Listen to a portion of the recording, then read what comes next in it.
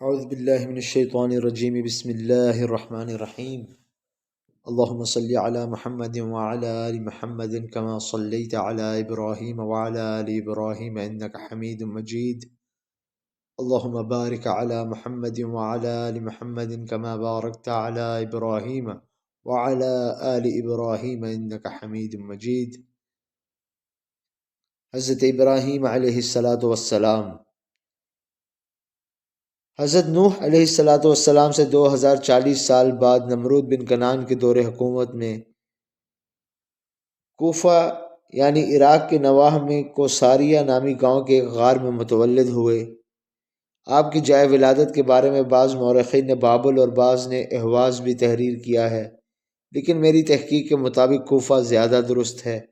غار میں آپ کی ولادت کا واقعہ یوں بیان کیا جاتا ہے کہ آپ کا بت ساز اور بت پرست چچا جس کا نام آزر تھا، نمرود کے دربار شاہی میں جوشی کے منصب پر فائز تھا اور مستقبل میں پیش آنے والے حالات کے بارے میں پیشن گوئیاں کیا کرتا تھا۔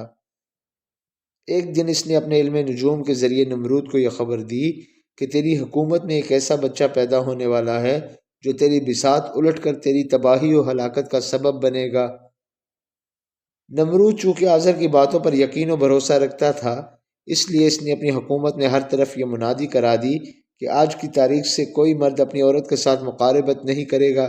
جو عورت حاملہ ہو اس کا حمل فوری طور پر گرا دیا جائے اور جو بچہ پیدا ہو اسے قتل کر دیا جائے۔ اسی نمرودی فرمان پر سختی سے عمل ہوا اور 1000 مرد و عورت کو مقاربت کے جرم میں قید کر لیا گیا اور ہر نوزائیدہ معصوم بچے کو موت کے گھاٹ اتار دیا گیا۔ اسی زمانے میں مادر ابراہیم علیہ السلام بھی حاملہ تھیں، مگر خدا کی قدرت سے ان کا حمل ظاہر نہ ہوا، یہاں تک کہ جب حضرت ابراہیم علیہ السلام کی ولادت کا وقت قریب آیا، آپ پر وضع حمل کے آثار مرتب ہوئے اور درد زخم میں مبتلا ہوئیں تو آپ گھر سے باہر نکل کر پہاڑ کے غار میں پناہ لی اور وہیں حضرت ابراہیم علیہ السلام پیدا ہوئے۔ ولادت کے بعد اس خوف سے کہ بچے کو قتل نہ کر دیا جائے، دوسرے دن حضرت ابراہیم کی والدہ نے انہیں خدا کے حوالے کیا اور غار کا دہانہ ایک پتھر سے بند کر دیا اور واپس اپنے گھر آ گئیں۔ حضرت ابراہیم کے سامنے یہ پہلی امتحانی منزل تھی جب آپ غار کی تنہائی میں اپنی ماں کی آغوش و تربیت اور دودھ سے محروم ہو گئے، لیکن چونکہ نبوت کا تاج آپ کے سر پر رکھا جانے والا تھا، اس لیے قدرت نے اپنے خاص انتظام سے آپ کے دانے ہاتھ کے انگوٹھے سے دودھ کا ایک چشمہ جاری کیا جس سے آپ شکم سیر ہونے لگے۔ اس دودھ میں قوت و نمود اس قدر زیادہ تھی کہ بچہ ایک ماہ میں جتنا بڑھتا ہے، حضرت ابراہیم علیہ السلام ایک دن میں اتنا ہی بڑھتے تھے۔ مامتا سے مجبور ہو کر کبھی کبھی آپ کی والدہ بھی لوگوں کی نظریں بچا کر غار میں تشریف لے جاتی اور بچے کو دودھ پلا کر نیز پیار وغیرہ کر کے واپس آ جاتی تھیں۔ 1.25 سال کے عرصے میں ہی حضرت ابراہیم اس قابل ہو گئے کہ وہ اچھی طرح سے گفتگو کرنے لگے۔ ایک دن آپ نے اپنی والدہ سے فرمایا کہ اے مادر گرامی، آپ مجھے یہاں سے لے کر گھر چلی جائیں تاکہ دیکھوں کہ اس دنیا کے کیا حالات ہیں۔ آپ کی والدہ نے کہا بیٹا ابھی موقع نہیں، اگر نمرود کو خبر ہو گئی تو وہ تمہیں قتل کر دے گا۔ ایک دن پھر آپ نے اپنی والدہ سے فرمایا کہ والدہ گرامی آپ مجھے گھر لے چلیے۔ کہا اچھا، میں تیرے چچا آزر کے خیالات تو معلوم کر لوں، اس سے اجازت لے لوں تو لے چلوں گی، کیونکہ وہ نمرود کا خاص آدمی ہے، کہیں تیرے بارے میں کچھ نہ کہہ دے۔ یہ کہہ کر والدہ ابراہیم رخصت ہوئیں اور جب تھوڑی دور نکل گئیں تو حضرت ابراہیم بھی ان کے پیچھے پیچھے چل پڑے اور اپنے گھر آ گئے۔ جب آزر کی نظر حضرت ابراہیم علیہ السلام پر پڑی تو حیرت زدہ ہوا۔ اس نے مادر ابراہیم سے پوچھا کہ یہ کون ہے؟ فرمایا یہ میرا بیٹا ہے جو 13 سال قبل نمرود کے خوف سے فنا غار میں متولد ہوا اور میں نے آج تک اسے لوگوں کی نظروں سے پوشیدہ رکھا۔ اس پر آزر سخت برہم ہوا اور کہا اگر نمرود کو اس کی خبر ہو گئی تو وہ اسے زندہ نہیں چھوڑے گا۔ مادر ابراہیم علیہ السلام نے فرمایا کہ جب اس کو خبر ہوگی تو دیکھا جائے گا، فی الحال تم یہ وعدہ کرو کہ اپنی زبان بند رکھو گے۔ روایتوں سے پتہ چلتا ہے کہ آزر نے جناب ابراہیم علیہ السلام کی والدہ سے اپنی زبان بند رکھنے کا وعدہ تو کر لیا، لیکن اکثر اس کے دل میں یہ خیال پیدا ہوتا کہ وہ نمرود کو اس کی خبر دے دے، لیکن جب حضرت ابراہیم کا چہرہ اس کی نظروں کے سامنے آتا تو اس کے دل میں آپ کی طرف سے محبت جوش مارتی اور وہ اپنا خیال ترک کر دیتا۔ علامہ مجلسی علیہ الرحمٰن نے حیات القلوب میں حضرت امام حسن علیہ السلام کا یہ قول نقل کیا ہے کہ حضرت ابراہیم انتہائی حسین و جمیل، خوبصورت اور پرکشش انسان تھے۔ جو شخص انہیں ایک بار دیکھ لیتا تو اس کے دل میں آپ کی طرف سے قدرتاً محبت پیدا ہو جاتی۔ حضرت رسول خدا صلی اللہ علیہ وآلہ وسلم کا قول ہے کہ حضرت ابراہیم شکل و صورت میں مجھ سے مشابہ تھے۔ کچھ روایتوں سے اس بات کی بھی تصدیق ہوتی ہے کہ آپ حضرت یوسف علیہ السلام کے حسن کے برابر تھے۔ بعض مورخین یہ نہ سمجھ سکے کہ آزر دراصل ابراہیم علیہ السلام کے چچا یا والد تھے۔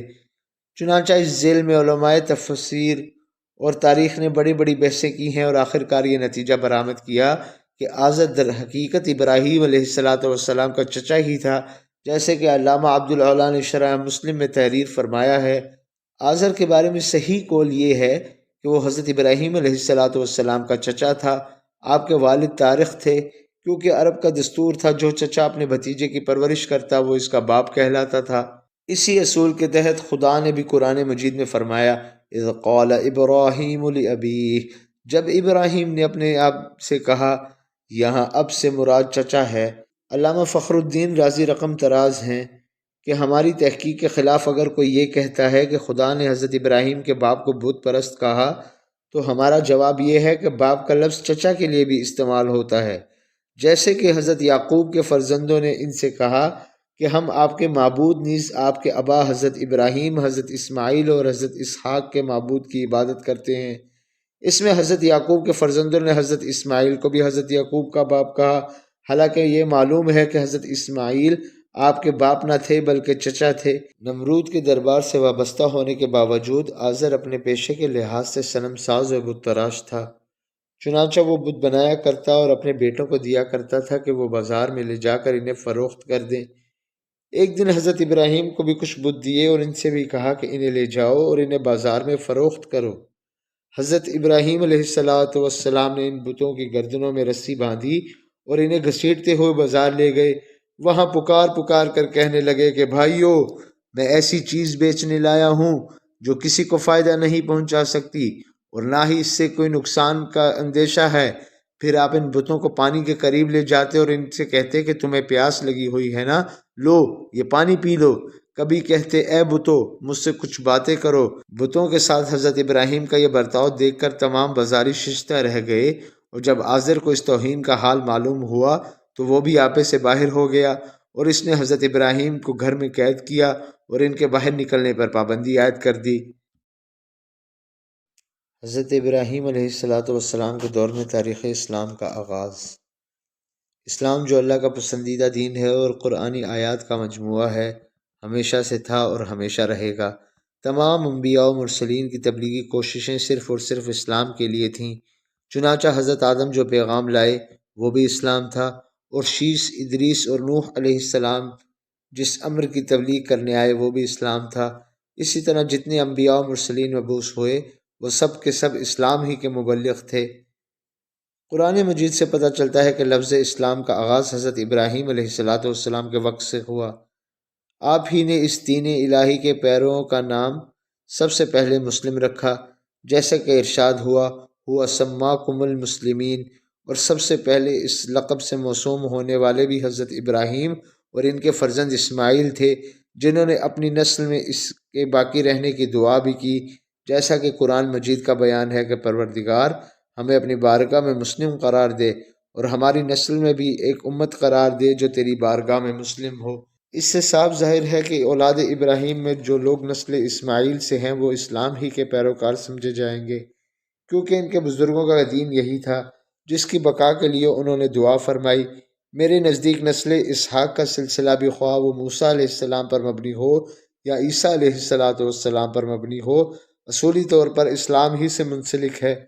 یہ اور بات ہے کہ ان کی شریعتیں مخصوص تھیں، جس کی وجہ سے ان کے پیروکار بعد میں یہودی اور نصرانی کے نام سے موسوم ہو گئے، مگر یہ شریعتیں بنی اسرائیل سے مختص تھیں اور اولاد ابراہیم و اسماعیل کے لیے قطعی نہیں تھیں۔ اولاد اسماعیل کے لیے صرف دین ابراہیم تھا جو قانون اور شریعت کے اعتبار سے اسلام کہلاتا تھا اور بنص قرآن یہودیت اور نصرانیت کے مقابلے میں تھا، جیسا کہ قرآن سے واضح ہے۔ ابراہیم نہ یہودی تھے اور نہ عیسائی، بلکہ وہ دین الہی کے پیروکار اور مسلمان تھے اور وہ مشرکوں میں سے نہیں تھے۔ حضرت ابراہیم علیہ السلام ہی وہ پہلے شخص ہیں جنہوں نے اپنے عمل کے ذریعے مہمان نوازی کا درس دیا، ختنہ کا حکم جاری کیا، مونچھوں اور ناخنوں کو ترشوایا، مسواک کی، بالوں کو کنگھی سے سنوارا، پانی سے ناک اور منہ کو صاف کرنا بتایا، نماز پڑھنے کا حکم دیا اور اس کا طریقہ بتایا، سجدے معین کیے اور پانی سے استنجا کا طریقہ رائج کیا۔ حضرت ابراہیم کو خدا نے پہلے نبی اور رسول بنایا، اس کے بعد امامت کے منصب پہ فائز کیا، جس سے یہ معلوم ہوتا ہے کہ خدا کی نظر میں امامت کا منصب تمام مناصب سے بلند ہے، اور شاید یہی وجہ ہے کہ حضرت ابراہیم نے اپنی نسل میں امامت کی دعا بھی کی تھی۔ حضرت ابراہیم علیہ السلام کے دور میں مشرکین کے درمیان 3 طرح کے شرک رائج تھے: چاند ستاروں اور سورج کی پرستش، اصنام پرستی، انسان پرستی۔ آپ نے ان تینوں باتوں کے خلاف کھل کر احتجاج کیا اور بڑے ہی حکیمانہ انداز میں انہیں خدا تسلیم کرنے سے انکار کیا۔ چنانچہ جب رات کی تاریکی چھائی اور ستارہ نظر آیا تو آپ نے فرمایا کہ یہ میرا پروردگار ہے، اور جب وہ غروب ہو گیا تو کہا کہ میں غروب ہو جانے والی چیز کو پسند نہیں کرتا۔ پھر چاند کو چمکتے ہوئے دیکھا تو فرمایا یہ میرا خدا ہے۔ جب وہ بھی غروب ہوا تو بولے اگر میرا حقیقی خدا میری ہدایت نہ کرتا تو میں بھی گمراہوں کی طرح ہوتا۔ اور جب سورج نکلا تو فرمایا یہ تو سب سے بڑا ہے، کیا یہ میرا خدا ہو سکتا ہے؟ جب وہ بھی غروب ہو گیا تو کہا اے میری قوم والو، جن چیزوں کو تم اپنا خدا سمجھتے ہو میں ان سب سے بیزار ہوں، یہ ہرگز خدا نہیں ہو سکتے۔ میرا خدا تو بس وہی ہے جو زمین و آسمان کا پیدا کرنے والا ہے، اور میں مشرکین میں سے نہیں ہوں۔ حضرت ابراہیم علیہ السلام کا ان چیزوں کو خدا کہنا بطور استفہام اور انکاری کے تھا، چونکہ مشرکین میں اس وقت لوگ چاند، سورج اور ستاروں کے خدائی کے قائل تھے، اور آپ کو ان کا معقول کرنا اور دلیل کے ذریعے خدا یکتا کی خدائی ثابت کرنا منظور تھا۔ دوسری طرح کا شرک اصنام پرستی کی شکل میں رائج تھا، یعنی بتوں کی پرستش اور عبادت کی جاتی تھی۔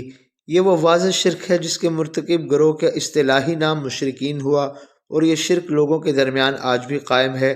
اس کے خلاف جناب ابراہیم نے اپنے ہی گھر سے جہاد شروع کیا، کیونکہ آپ کا چچا، جسے آپ خود بھی باپ کہتے تھے اور قرآن مجید میں بھی باپ ہی کا لفظ یاد کر جاتا ہے، بت پرستی کا بہت بڑا علمبردار تھا۔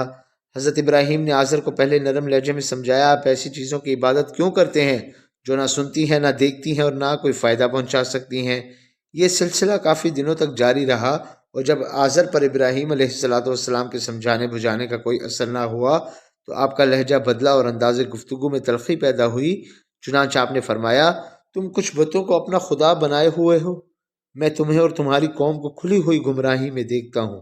جب اس گفتگو کا بھی آزر پر کوئی اثر نہ ہوا تو آپ نے پوری قوم کے دل پر عملی چوٹ لگانے کا خیال ذہن میں مرتب فرمایا، اور اس کی تکمیل کے لیے وہ موقع نکالا جب تمام مشرکین اپنی عیدگاہ میں کوئی مشرکانہ رسم ادا کرنے جا رہے تھے۔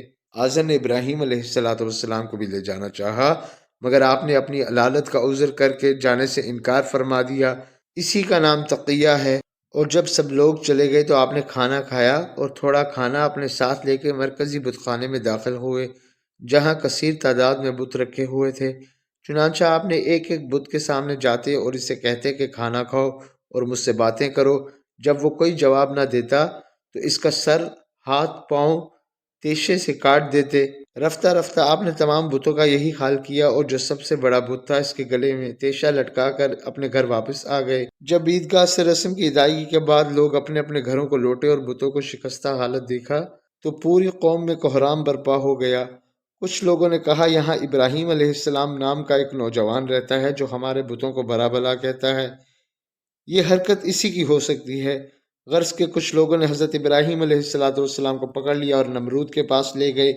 اسی سے سارا ماجرا بیان کیا کہ یہ آزر کا بھتیجا ہے، اس نے ہمارے بتوں کو توڑا ہے۔ نمرود نے آزر کو طلب کیا اور کہا تم نے ہمیں دھوکہ دیا جو اس کو ہم سے پوشیدہ رکھا، اب کہ یہ جوان ہو گیا ہے۔ آزر نے کہا یہ کام دراصل اس کی ماں کا ہے جو یہ کہتی تھی کہ نمرود کو جواب دے لوں گی۔ نمرود نے ابراہیم علیہ السلام کی ماں کو بلوایا اور ان سے پوچھا کہ تم نے اس بچے کو ہم سے کیوں چھپایا، جبکہ پیدا ہونے پہ میرا حکم تھا کہ اس کی گردن زنی کر دی جائے۔ مادر ابراہیم نے فرمایا اے نمرود، میں نے اس بچے کو اسی لیے چھپا لیا کہ لوگوں کے معصوم بچے قتل ہونے سے بچ جائیں۔ جیسا کہ تجھے بتایا گیا ہے، تیری حکومت میں ایک ایسا بچہ پیدا ہوگا جو تیری تباہی اور بربادی کا باعث ہوگا۔ اگر یہ وہی بچہ ہے تو اسے ہلاک کر دیا جائے گا اور باقی بچے بچ جائیں گے، اور اگر یہ نہیں ہے تو میرا بچہ بچ جائے گا۔ یہ دلیل نمرود پر کارگر ہوئی اور اس نے مادر ابراہیم سے مزید باز پرس کی بجائے وہ پھر جناب ابراہیم سے مخاطب ہوا اور ان سے دریافت کیا کہ کیا کیا تم نے؟ ہمارے خداؤں کے ساتھ یہ سلوک کیا کہ وہ پارا پارا ہو گئے؟ جناب ابراہیم علیہ السلام نے فرمایا کہ میں ایسا کیوں کرنے لگا؟ میرا خیال یہ ہے کہ یہ کام اس بڑے بت کا ہے جس کی گردن میں یہ تیشہ لٹکا ہوا پایا گیا ہے۔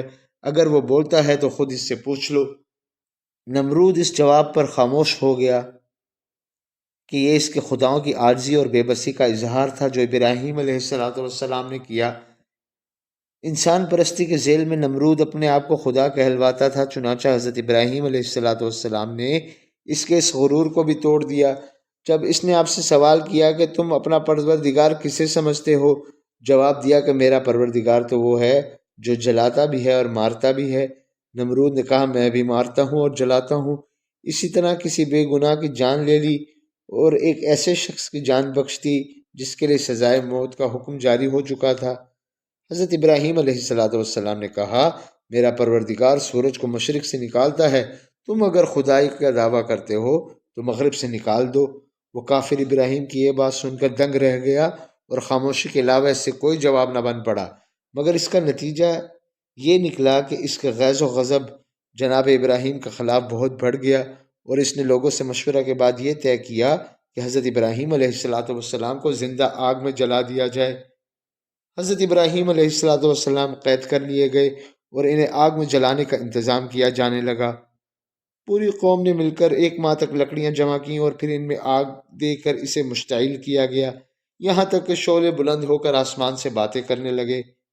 روایتوں میں آگ کی کیفیت یہ بتائی گئی ہے کہ اس کے اطراف میں 3 میل پرندے پرواز بھی نہیں کر سکتے تھے۔ نمرود نے اپنے لیے ایک بہت ہی اونچا مقام تعمیر کروایا تاکہ وہاں سے بیٹھ کر حضرت ابراہیم علیہ السلام کا تماشا دیکھ سکے۔ اب مسئلہ حضرت ابراہیم کو اس بھڑکتی ہوئی آگ میں ڈالنے کا تھا، لہٰذا اس کے لیے منجنیق تیار کی گئی اور جناب ابراہیم کو زنجیروں میں جکڑ کے اس منجنیق میں بٹھایا گیا، پھر آگ میں پھینک دیا گیا۔ جس وقت حضرت ابراہیم علیہ السلام آگ کی طرف چلے تو آسمان کروٹیں لینے لگا اور زمین کے سینے سے ایک آواز بلند ہوئی کہ پروردگار، تیری دنیا میں ابراہیم کے سوا تیری عبادت کرنے والا فی الحال دوسرا کوئی نہیں، کیا تو راضی ہے کہ انہیں آگ میں جلا دیا جائے؟ لیکن حکمت الہی خاموش رہی۔ اگر درمیان ہی میں قدرت الہی مزاحم ہو جاتی تو ظالموں کے ظلم کی آخری حد سامنے نہ آتی اور نہ ہی صابر کے صبر کا پتہ چلتا۔ پھر ظالموں کو یہ کہنے کے لیے ایک موقع فراہم ہو جاتا کہ ابراہیم کو جلانا مقصود ہی نہ تھا، ہم تو فقط دھمکا رہے تھے۔ لیکن حضرت ابراہیم علیہ السلام جب منجنیق سے جدا ہو گئے تو انسانی اختیار کی منزل ختم ہو گئی۔ اب اگر ظالم خود بھی چاہتا کہ حضرت ابراہیم علیہ السلام کو آگ سے بچایا جائے تو یہ اس کی بے بسی کی بات تھی، یعنی ظلم کی حد تمام ہو چکی۔ ملائکہ نے جب حضرت ابراہیم کو ہوا میں دوش پر آگ کی طرف بڑھتے ہوئے دیکھا تو وہ بھی بے چین ہو گئے اور بارگاہ الہی میں عرض کرنے لگے کہ پروردگار، تیرا خلیل آگ میں جلایا جا رہا ہے، تو خاموش کیوں ہے؟ جواب ملا اگر وہ مجھ سے مدد طلب کرے گا تو میں ضرور اس کی مدد کروں گا۔ جبریل امین سے صبر نہ ہو سکا، انہوں نے کہا پروردگار، اگر تیری اجازت ہو تو میں تیرے خلیل کی مدد کے لیے جاؤں؟ حکم ہوا اگر میرا خلیل تمہاری مدد قبول کرے تو ضرور جاؤ۔ حضرت ابراہیم بھڑکتی ہوئی آگ سے متصل ہونے ہی والے تھے کہ جبریل امین حاضر ہوئے اور انہوں نے عرض کی یا خلیل اللہ، کیا آپ مجھ سے کوئی حاجت رکھتے ہیں؟ فرمایا حاجت تو ہے مگر تم سے نہیں، اور جس سے حاجت ہے اس سے کچھ کہنے کی ضرورت نہیں کیونکہ وہ ہر چیز سے واقف ہے۔ بس یہیں سے قدرت الہی جنبش میں آئی اور آگ کو حکم ہوا یا نار کونی بردوں وسلام علی ابراہیم، اے آگ ابراہیم کے لیے سلامتی کے ساتھ ٹھنڈی ہو جا۔ اس حکم کے ساتھ ہی آگ نے فطرت بدلی اور وہ سرد ہونا شروع ہوئی اور اس حد تک سرد ہوئی کہ حضرت ابراہیم کے دانت بجنے لگے۔ پھر وہ اعتدال پر آئی تو بھڑکتے ہوئے شعلے گلزار بنے، دیکھتے ہوئے انگارے گل و لالہ بن گئے، یہاں تک کہ اس کرشمہ قدرت کو دیکھ کر نمرود بھی بے اختیار ہو کر چیخ اٹھا خدا ہو تو ایسا، جیسے ابراہیم کا خدا ہے۔ ہونا تو یہ چاہیے تھا کہ وہ اس مشاہدہ قدرت کے بعد پوری قوم ایمان لے آتی، مگر ان بدبختوں کے کفر و عناد میں کوئی کمی نہ آئی۔ بس مختصر سے لوگوں نے نمرود سے چھپ کر تقیہ کر کے ایمان قبول کیا۔ نمرود اپنی اس شکست پر منہ دکھانے کے قابل نہیں رہ گیا تھا، اس لیے اس نے ابراہیم علیہ السلام کے معاملات میں کچھ دنوں تک خاموشی اختیار کی، جس کے نتیجے میں ابراہیم علیہ السلام اعلانیہ طور پر تبلیغ کے لیے میدان میں اتر آئے۔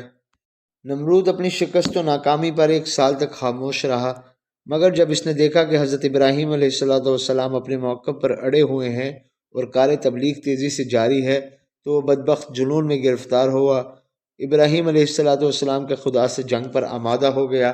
اس نے آپ کو پھر طلب کیا اور کہا، اے ابراہیم، میں تمہارے خدا سے جنگ کرنا چاہتا ہوں، کیا وہ مجھ سے مقابلے کے لیے تیار ہے؟ جناب ابراہیم علیہ السلام نے فرمایا، کیا تو میرے خدا سے اپنی شکست کا انتقام لینا چاہتا ہے؟ پھر جناب ابراہیم نے بارگاہ الہی میں عرض کی کہ اے پروردگار، نمرود تجھ سے جنگ کا خواہش مند ہے، اسے کیا جواب دوں؟ حکم ہوا، کہہ دو نمرود اپنا ایک لشکر جمع کرو۔